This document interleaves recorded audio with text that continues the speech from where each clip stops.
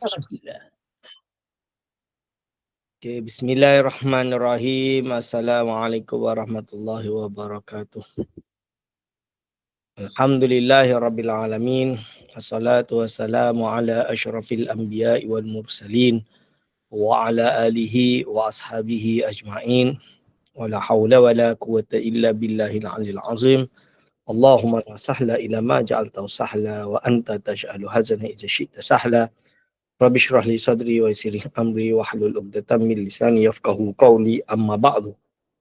Pada yang terhormat segenap asatizah, berkhusus hadirin wal hadirat hafizakumullah. InsyaAllah kita meneruskan pengajian kita kitab Al-Aqidah Al-Kubra karangan Al-Imam Muhammad bin Yusuf As-Sanusi rahimahullahu ta'ala. Kita masuk pada perbahasan jaizat atau masuk bahasan nubuat yang berkaitan dengan jaizat. Bismillahirrahmanirrahim. Qala mu'allifu rahimahullah wa nafa'ana bihi wa bi ulumihi. Amin. Faslun fin nubuwati. Fasal ay hadha, adapun ini itu faslun, sebuah fasal fin nubuwati, dalam menerangkan kenabian. Nubuat ni berarti kenabian. Kenabian ni maksud apa? Perkataan naba itu benda yang naba benda yang keluar, apa benda yang keluar, benda yang terzahir, benda yang timbul. Jadi mereka ini mendapat wahyu. Jadi ini akan memberi efek kepada definisi nubuah, nabi, risalah, rasul dan lain-lain. Itu perbahasan dia. Lalu tentulah ini nak membahas tentang orang-orang manusia yang Allah lantik mereka atau Allah pilih mereka untuk menjadi nabi, untuk membawa wahyu. Ni. So lalu dia kata kat sini, wa minal jaizati, qala mu'allif rahimahullah, wa minal jaizati, kan termasuk daripada jaizat. Jaizat dari perkataan jawaz, jaiz, harus. Daripada sifat-sifat yang harus, bukan sifat, daripada perkara yang harus di sisi Allah. Jadi harus di sisi Allah, tidak wajib. Wa minal jaizati, dan termasuk dari perkara yang harus bagi Allah SWT. Wa yajibu al-imanu bi, wa yajibu, dan wajib apa al-imanu, untuk beriman bihi, dengannya. Bihi, dengannya. Apa yang wajib?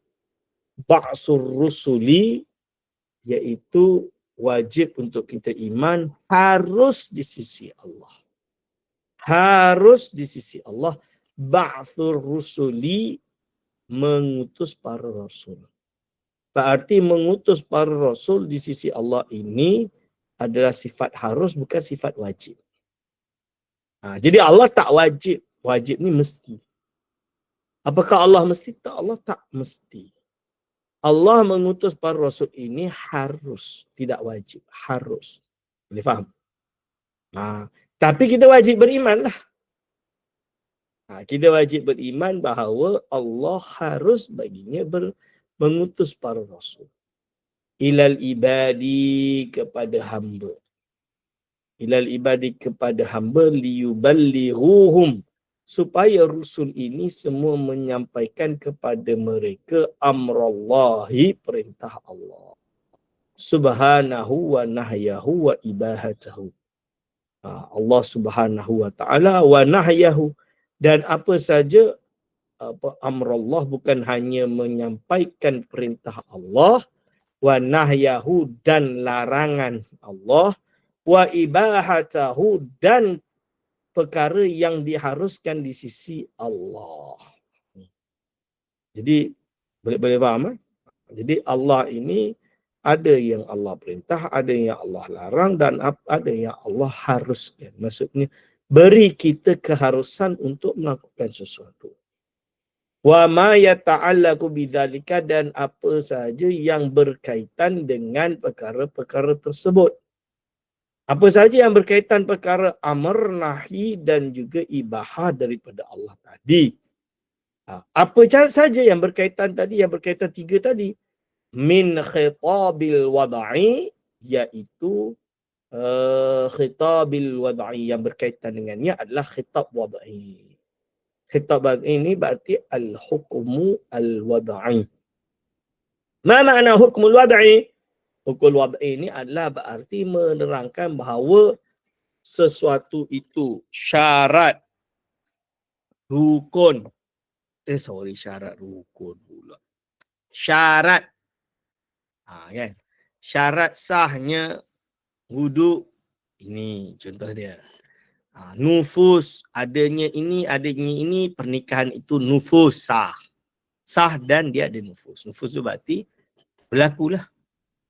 Ini contoh dia. Dan lain-lain. Khitabil wad'i. Khitab ini bukan amrullah, bukan nahyallah, bukan ibahah. Tapi dia juga berkaitan termasuk dari perkara yang Allah utus. Itu maksudnya.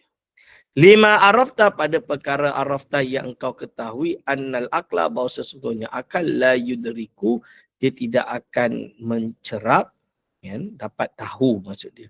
Akal ni takkan boleh mencerap duna syara'in, tanpa ada syarat. Tanpa ada syarat ni tak dapat mencerap. Mencerap apa? Ta'atan, mencerap ini perbuatan ini sebuah ketaatan, wala ma'siyatan, dan tak dapat mencerap bahawa perbuatan ini adalah maksiat, wala ma bainahuma, dan tidak dapat mencerap bahawa perbuatan ini adalah antara taat dan maksiat. Contoh dia makruh, sunnah dan lain-lain. Atau benda lain lah. Ini dia hadirin wal hadirat hafizakumullah. Jadi bila dah selesai membahas tentang ilahiyat, tentulah perbahasan selanjutnya adalah membahas tentang iaitu nubuat.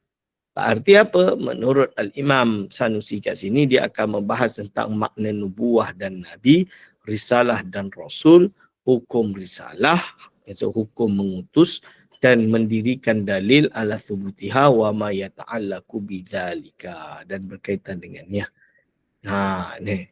Jadi bila dia bahas benda ni banyak benda lah dibahas. Contoh dia an-nubuwah, an-nabi. Jadi ini yang menjadi pertikaian, menjadi perbahasan di kalangan ulama mutakallimin. Nabi ini apakah dari keadaan naba, kan? Ada hamzah atau mahmus atau ghairu mahmus. Mahmus ni apa maksud dia? Mahmus ni berarti ada hamzah, an-naba.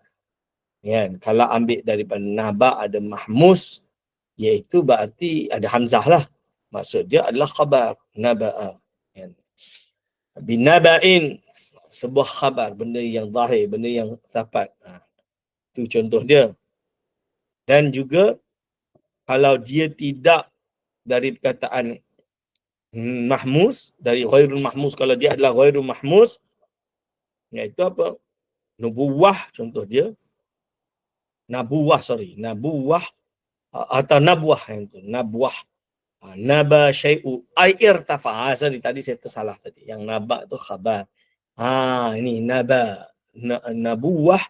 Kan? Nabuwah dia perkataan iza irtafa. Bila sesuatu yang terzahir, yang tinggi, murtafi. Kerana Nabi ini murtafi'un an tawril bashar biikhtisasihi bil wahyi wa khitabillahi ta'ala. Ini dia hadirin wal hadirat. Hafizakumullah. Baik. Lalu dia nak kata di sini, hadirin wal hadirat hafizakumullah. Perbahasan ulama, apakah Nabi ini muktasab, dia adalah suatu benda yang kita ini boleh usahakan untuk menjadi Nabi, atau dia adalah atau dia adalah suatu perkara yang memang atau ia adalah suatu memang sifat yang berada dalam diri sebuah nabi sehingga dia jadi nabi. So jawapannya laisatin nubuwah sifatan dzatiyatan lin nabi kama sara ilahil karamah. Kan ada yang karamiyah ni kayak mujassimah lah. Karamiyah ni geng Mujassimah. So Mujassimah itu menganggap bahawa bila manusia itu dia lahir memiliki sifat tertentu yang dia menjadi Nabi. Kan? Sifatan zatiyatan lin Nabi sehingga dia menjadi Nabi. Okey. Macam Superman lah. Lebih kurang macam tu. Macam dia Superman. Wala muktasabatan kama sara ilahil falasifah. Kalau menurut falasifah tak. Manusia tu sama. Tapi dia ni berzikir lebih, berapa, banyak dia punya riyadhah sehingga dia naik menjadi Nabi. Itu falasifah. Ahli sunnah wal jamaah Asy'ariyah dia tak terima dua benda ni. Fa innahum yarawna tazkiyata wa tahliyata siqalan fi mir'atin nafsi ila ayat hayya lima la yatahayya li idrakihi ghairuhu. Ini pendapat mereka lah, pendapat golongan falasifah. Kerana bagi falasifah bila dia tazkiyah, dia berusaha untuk membersihkan diri daripada penyakit hati, menghias diri dengan sifat-sifat yang baik dan lain, menjadikan dia ini jiwa dia jernih sehingga dia siap untuk menerima wahyu.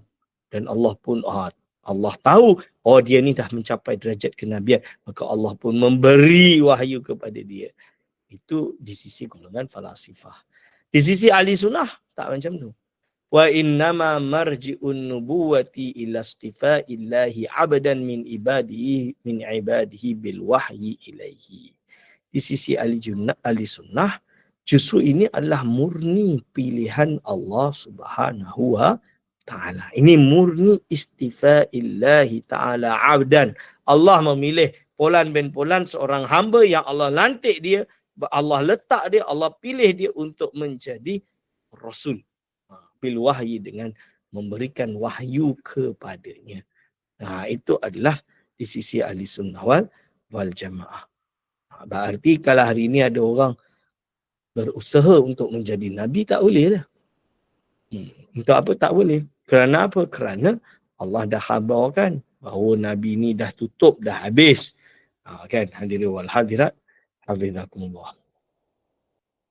Kan? Jadi apa?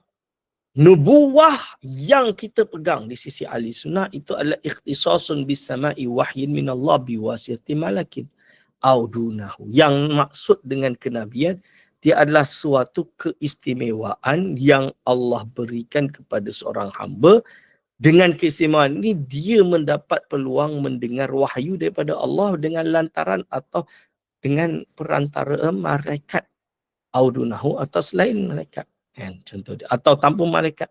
Contoh dia, kadang-kadang Allah memberi wahyu terus kepada Nabi Musa alaihissalam, terus kepada Nabi Muhammad sallallahu alaihi wasallam. Fa in umira bitablighi farisalatun. Kalau dia diperintah untuk menyampaikan, maka dia digelar sebagai rasul. Fal mukhtassu bil awwali wa thani rasulun. Kan? Kalau dia dapat dia hanya mendapat wahyu, maka dia jadi nabi. Kalau dia diperintah untuk risalah, dapat wahyu dan risalah, maka dia dipanggil rasul. Itu maksud dia. Wa bil awwali faqat nabiyyun. Far rasulu idzan akhassu minan nabi mutlaqan. Maka apabila kita sebut rasul, rasul ni lebih khusus lah. Lebih khusus daripada Nabi secara mutlak. Ini nama dia khususul mutlak. Khususul mutlak ni maksud dia apa? Kalau Rasul dia mesti Nabi. Kalau Nabi belum tentu Rasul. Wa kullu rasulin nabiyyun wa laysa kullu nabiyyin rasulan wa qila hakikil. Di sisi mazhab ahli sunnah wal jamaah Asy'ariyah, pendapat yang dipilih iaitu kalau Rasul itu Nabi, Nabi itu Rasul, ini adalah pendapat yang marjuh. Walaupun dia guna sirat tamrid, tak semestinya bila qil tamrid tersebut menunjukkan pendapat ini pendapat yang dhaif. Saya tak kata macam tu. Memang qil kadang-kadang siratul tamrid. Siratul tamrid ni kadang menunjukkan erti dhaif. Tapi yang menunjukkan maknanya itu bimaknan satu makna, itu belum tentu menjadi pendapat yang dhaif. Kadang-kadang memiliki wajah yang ada sandaran kuat. Cuma bukan pilihan. Kita kata bukan muktamad lah di sisi ulama Asy'ariyah atau di sisi ijtihad kalami menurut Imam As-Sanusi rahimahullahu taala. Jadi walhamdulillah. Wa kila bainahuma umumun wa khususun biwajhin fayajtami'ani fi rasuli minal bashar wa yanfaridu nabiyyu fi man uhiya ilaihi minal bashar wa lam yu'mar bitabligh wa yanfaridu ar-rasulu fi ma uhiya ilaihi minal malaikati wa bu'itha ila ghairihi. Ada yang melihat antara nabi dan rasul itu antara umum dan khusus dari segi satu wajah, kan? Maksud dia apa? Nabi dan Rasul dianggap sama-sama Rasul kerana dia dianggap sebagai manusia, utusan di kalangan manusia. Tapi bila sebut Nabi, dia jadi terasing dengan satu lagi, fi man uhiya ilaihi minal bashar wa lam yu'mar bitablighi. Kalau melihat dari segi wahyu tersebut, orang yang diberi wahyu tapi tidak diperintah untuk tabligh, maka tentulah dia Nabi bukan Rasul. Dilihat dari segi itu. Kalau dari segi kemanusiawian dia, maka dia dua-dua dipanggil Rasul. Dari segi itu. Wayan faridu ar-rasulu, ada pula yang memang dia kata Rasul, fiman uhiya ilaihi minal malaika wa bu'itha ilaihi khairihi. Orang yang mendapat wahyu daripada malaikat dan dia diutus kepada selainnya, berarti dia ada umat. Sedangkan Nabi dia tidak memiliki umat. Ada yang melihat dari segi ini. Hadirin walhamdulillah hafizakumullah. Tapi kalau kita baca semua ni, kita boleh jawab. Macam golongan Ahbash, dia menganggap bahawa Nabi mesti Rasul, Rasul mesti Nabi. Kenapa? Sebab Nabi ke Rasul dia ada sifat wajib. Sifat wajib dia tabligh. Kita belajar kan sifat tabligh. Amanah. Sifat amanah apa? Definisi amanah. Luqman. Oh Luqman. Ya Datuk. Definisi sifat amanah apa? Menyampaikanlah perkara apa yang dikhabarkan oleh Allah Taala perlu disampaikan. Inna lillahi wa inna ilaihi rajiun. Salah. Ya ke amanah itu maksud dia? Luqman, aduh, ana ngajar kelas Usuluddin 2. Soalan tu hampir semua salah. Alim. Aduh, Alim. Kau gimana, Lim? Unsur sambung belajar pergi lepak kat rumah. Dia tu tidak melakukan, dia tidak berkhianat. Amanah tu adalah tidak berkhianat. Maksud berkhianat tu apa? Dia langgar apa yang telah disampaikan, diberikan wahyu kepadanya. Allah tidak, jadi golongan para nabi dan rasul, mereka bersifat amanah. Dia tidak melakukan perkara yang dilarang, ditegah. Sama ada tegahnya bersifat haram, bersifat makruh, hatta khilafil aula. Satu kelas 45 budak, ada rasanya betul 2 orang. Aku sedih. Padahal tu saya mengajar Usuluddin 2 bersungguh-sungguh. Aduh. Ni. Itu, Man. Man. Ya Datuk. Betul. Karat. Betul. Saya bagi contoh yang tabligh tadi. Ya, bila tabligh termasuk dalil sifat tabligh, iaitu dalil sifat amanah. Ya, betul. Kan? Itu dalil, bukan definisi. Apa? Tak adalah sebab anak geram ni, anak marking Usuluddin 2 ni. Anak pening kepala. Hampir semua salah. Soalan pertama tu soalan paling banyak tu. Ayyo. Ni hadirin walhamdulillah. Jadi amanah, sifat amanah, sidik, benar, kan? Lepas tu tabligh, menyampaikan. Fatonah tu perbahasan dia, ada yang masukkan dalam tabligh, ada yang tak masukkan sama sekali. So isu dia sekarang sifat Allah maksudnya tabligh tadi. Dia kata Kan Nabi kena ada sifat tabligh.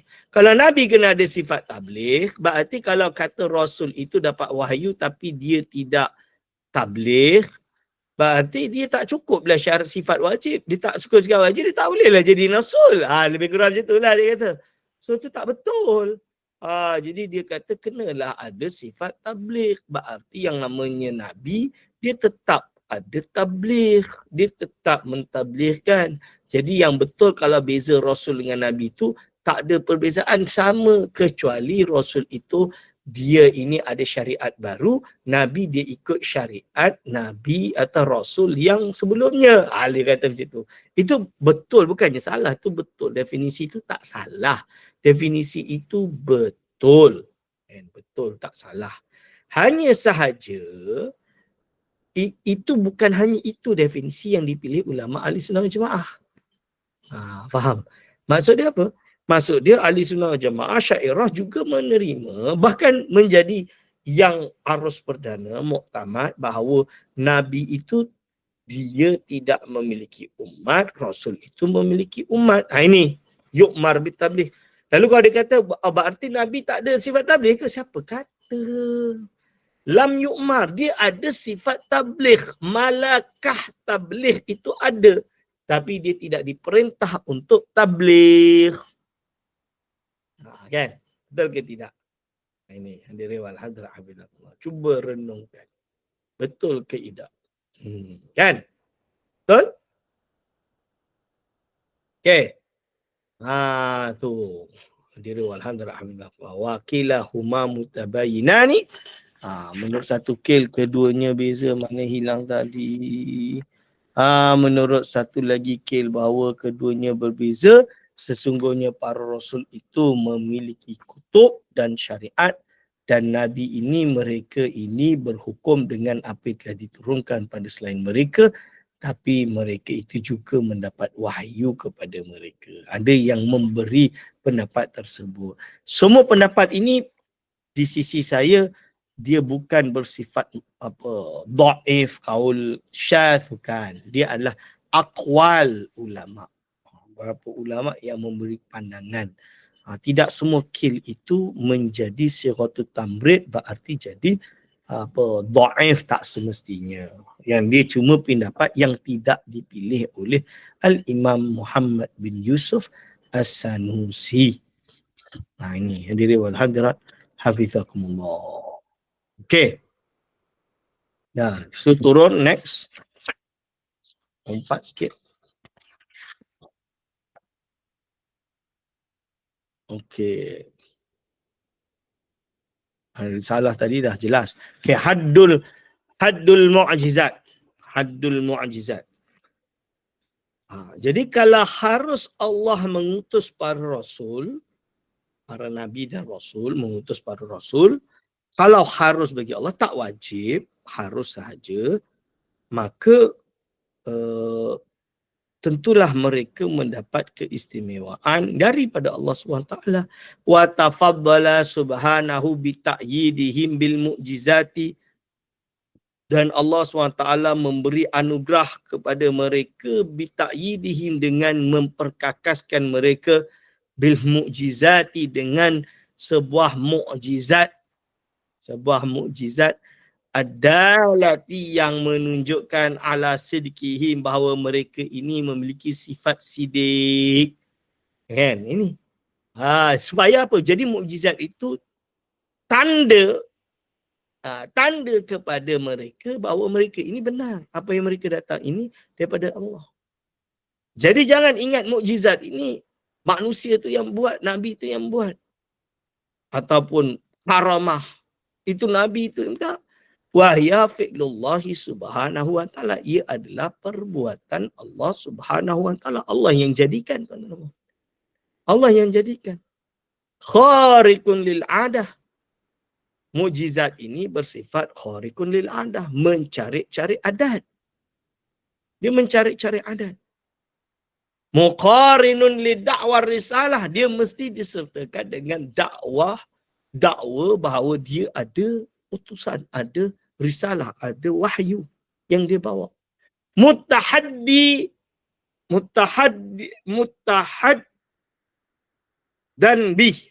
Mutahaddan bih iaitu yang di-challenge. Jadi dia ada something, ada orang challenge dia. Ya, dia ada tantangan, dia ada challenge. Qabla wuku'i, sebelum mukjizat itu berlaku. Khariqul adah itu berlaku. Ghairu mukadzibin, tapi dia tidak dapat mendustakan. Dia tidak dapat mukadzibin. Jadi kita tak dapat nak mendustakan ia. Memang ia berlaku. Quran. Sampai sekarang, siapa yang berani ada mampu untuk menunjukkan ia itu dusta? Tak ada yang mampu. Kan? Tak ada yang mampu. Yu'jizu man yabghi mu'aradatahu anil ityani bimislihi. Orang yang hendak orang yang nak lawan dia, nak bangkang dia, nak tolak dia akan lemah. Tak mampu untuk mendatangkan semisalnya. Tak mampu untuk buat semisal tersebut. Ini adalah mukjizat, hadirin wal hadirat. Hafizakumullah.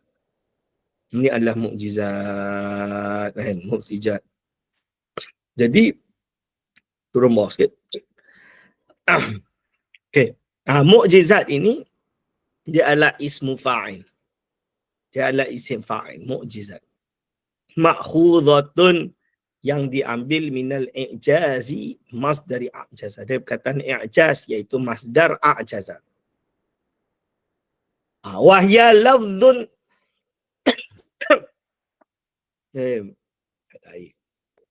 sorry. Wahya lafdhun utliqa 'ala al-ayati dalati 'ala sidqin Nabi SAW. Dia dimutlakkan, lafaz yang dimutlakkan untuk menunjukkan tanda. Ayat itu tanda yang Allah berikan dan Allah tunjukkan kepada Nabi untuk menunjukkan kebenaran Nabi tersebut. Dia benar. Ini hadirin wal hadirat. Itu nama dia mukjizat. Wa dzakara Imamul Haramain. Imam Haramain berpendapat atau berkata, anna fi itlaqi lafzil mu'jizati, sesungguhnya di dalam memutlakkan lafaz mukjizat alaiha padanya, tawassu'an min wajhaini, kerana penjelasan atau perluasan, tawassu' kan, iaitu diberi perluasan makna dari segi dua wajah. Pertamanya, lafaz yang menunjuk tentang hakikat al-ajzi, tak mampu. Kan? Wala yasihu subutul ajzi. Kalau dia mampu untuk di-challenge, mampu untuk dibuat oleh yang lain dan lain-lain, berarti dia bukan mukjizat lah. Lianahu in kanat al-ayatu laysat min jinsi maqduril bashar fala yasihu lafzul ajzi hakikatan amma laysa bimaqdurin. Melihat dari sini. Wa in kana min jinsi maqduril bashar fal ajzu indana yuqarinul ma'juza anhu wal mu'aradatu manfiyatun fala yasihu subutu ajzin muta'alliqin biha faqad yakni tusumiha wa utliqal ajzu ala intifa'il qudrah.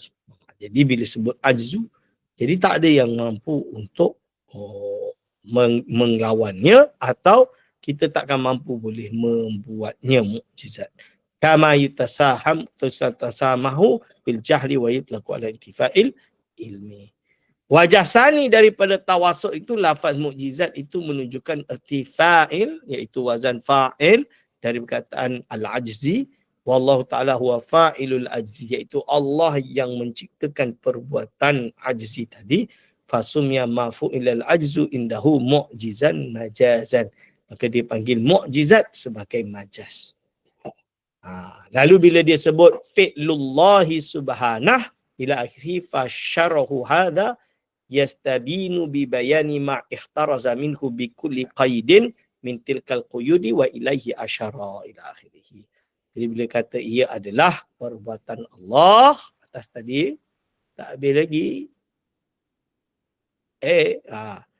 Okey, itu adalah mensyarahkan perkara yang akan dia jelaskan dari beberapa ihtirazat. Berapa ihtirazat dia ini adalah iaitu definisi-definisi yang dapat memberi ihtirazat, dapat memberi suatu pengecualian, exclusion. Exclusion bahasa Inggeris dia. Dia punya exclusion dia daripada had Sebut ni pentingnya ada had. Baik, insyaAllah kita intifak sekadar ini. Kita jumpa lagi pertemuan yang akan datang. Kalau ada salah silap mohon maaf. Aku qauli hadza, astaghfirullah li wa lakum. Wassalamualaikum warahmatullahi wabarakatuh.